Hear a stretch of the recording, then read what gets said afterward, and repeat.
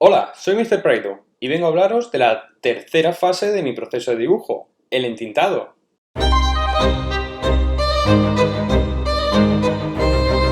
Lo primero que tenemos que hacer si vamos a hablar de la fase 3 es hablar de en qué consiste. La fase 3 es el entintado.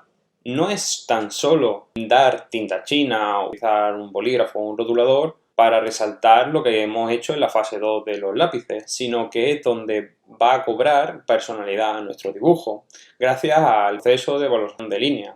Es decir, líneas que son más gruesas y líneas que son más finas dependiendo de la sombra o la luz que incida sobre los cuerpos. También he de decir que es un proceso que está más presente en el cómic que en la ilustración. Sin embargo, he visto que muchos ilustradores lo utilizan, ya sea para darle ese estilo o porque después incluso utilizan esas líneas que han creado durante el entintado con un programa digital para darles algún color que ayude a definir los personajes o el fondo. Posiblemente esta fase es la que más os frustre cuando estéis empezando, sobre todo porque no tendréis mucho control sobre la tinta, lo que puede manchar el papel, o porque veáis que vuestro propio dibujo pierde la fuerza que tenía con los lápices finales porque el entintado, es decir, la línea, se vuelve demasiado constante. Sin embargo, lo iréis controlando con el tiempo e intentaré daros en este vídeo y en posteriores algunos trucos que os servirán para mejorar vuestro entintado. Os voy a mostrar la diferencia que hay entre un entintado de alguien que está empezando, un principiante, y alguien que ya tiene un nivel más avanzado. Estos serían los trabajos que yo hacía para el año 2012. Si os fijáis, aunque el entintado ya tiene algo de trama, se puede ver que la línea siempre es muy uniforme, lo que hace que pierda fuerza el dibujo. De hecho, la trama la tuve que añadir porque si no, no creaba o no generaba, mejor dicho, ningún volumen.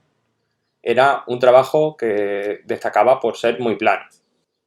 Además, no estaba realizado en un papel conveniente. Y ahora, con un papel mejor, con los conocimientos, se pueden llegar a hacer cosas como esta. Hay utilización de trama, pero también añado volúmenes utilizando masas de negros.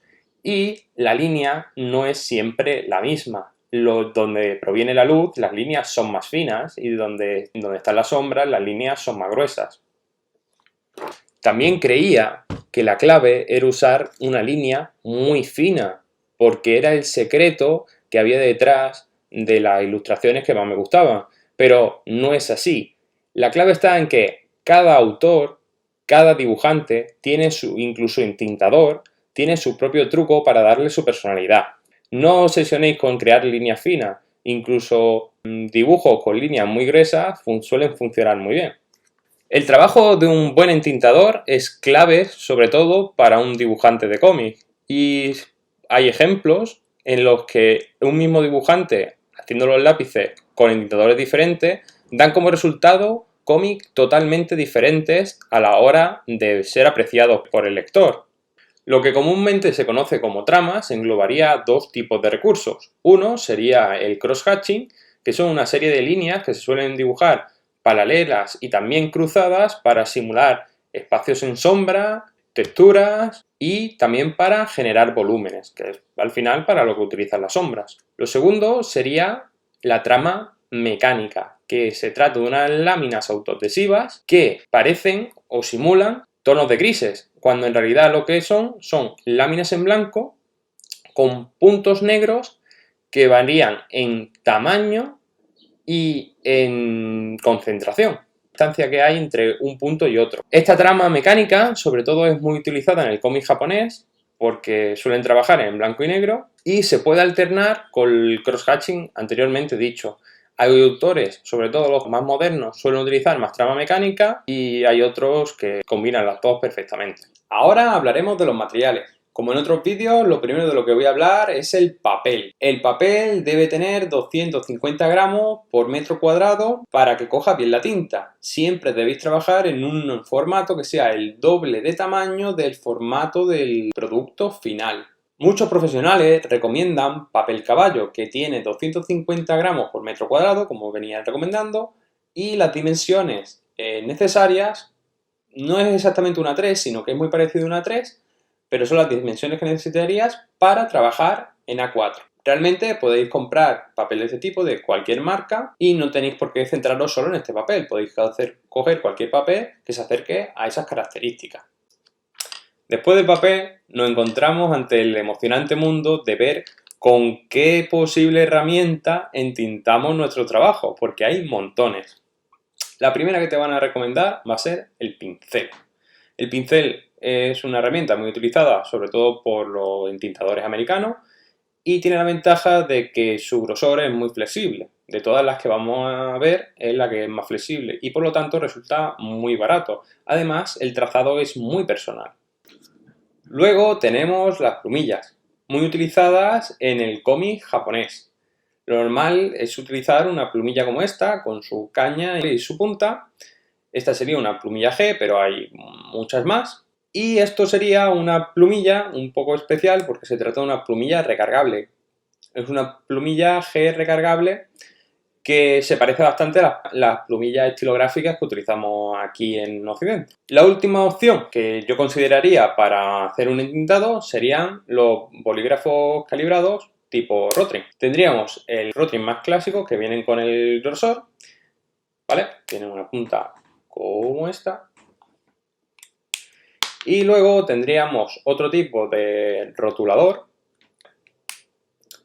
con punta de pincel que permitirían también, como el pincel, una línea más personal. En lugar de que, por ejemplo, los rotuladores calibrados que dejan siempre la misma línea. Entonces, para que tenga personalidad, debemos regruesar algunas líneas o combinarlo con otros rotuladores más gruesos. Como en anteriores fases, también utilizaremos materiales adicionales como reglas y compases, dependiendo de la organicidad o rectitud que queramos en la línea. Y por último, el material que realmente me ha dado más quebraderos de cabeza de todo: la tinta. La tinta china no solo te dará quebraderos de cabeza por las manchas que generarás al principio, sino también por conseguir la marca de tinta con la que te sientas más a gusto. De tinta podrás encontrar muchas en el mercado y yo te recomiendo que las pruebes, aunque en futuros vídeos haré una revisión de todas las marcas de tinta que conozco para decirte cuáles son sus características, ya que puede que a mí haya alguna marca que no me guste tanto utilizar, pero que he encontrado que otros profesionales encuentran muy interesante por lo que yo encuentro como defecto. Sin duda es una de las cosas en las que más tiempo debes invertir para encontrar, vale, tiempo y dinero, para encontrar aquella marca que mejor se acopla a ti. Ahora quiero daros algunas recomendaciones para cuando trabajéis el entintado de manera analógica.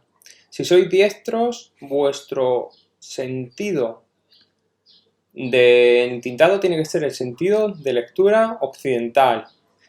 Es decir, debemos ir de izquierda a derecha, arriba hacia abajo, siguiendo una especie de zigzag según las zonas o las viñetas que tengamos. ¿Por qué se hace de esta manera? Porque yo pinto aquí y luego pinto aquí, de manera que mi brazo estará situado por esta parte y no arrastrar la pintura o la tinta que todavía puede estar húmeda. Si lo hacemos de la otra manera, siempre nos arriesgamos a que la tinta se corra. Es decir, que si sois zurdos, haréis lo mismo, pero con el sentido de lectura oriental, es decir, de derecha a izquierda, también de arriba a abajo. Recordad, para evitar ensuciar, ya sea por la tinta, el sudor o el grafito, el papel, utilizad papel de cocina, papel A4 de fotocopiadora o los guantes especiales para dicho fin. Tanto si trabajas en analógico como en digital, al principio el entintado puede no gustarte, porque tus líneas sean demasiado constantes y aburridas, creen una falta de personalidad en tu dibujo, pero a poco que le vayas cogiendo el tranquillo y practiques, seguro que empiezas a mejorar y a notar que el entintado suma mucho a tus ilustraciones o a tus cómics. Aparte, yo te recomendaría que hicieras un ejercicio donde haces líneas, ya sean oblicuas, verticales u horizontales, con las que te familiarizarás con las herramientas que vayas a usar. Para hacer el ejercicio, lo único que te hace falta es dividir una 4 en 3 tramos y en cada tramo elegir un tipo de línea.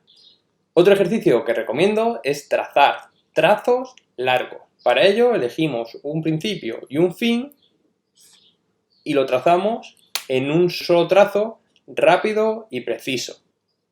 Bueno, eso es todo acerca del entintado por ahora. Ya digo que en futuros vídeos ampliaré muchas cosas acerca del entintado.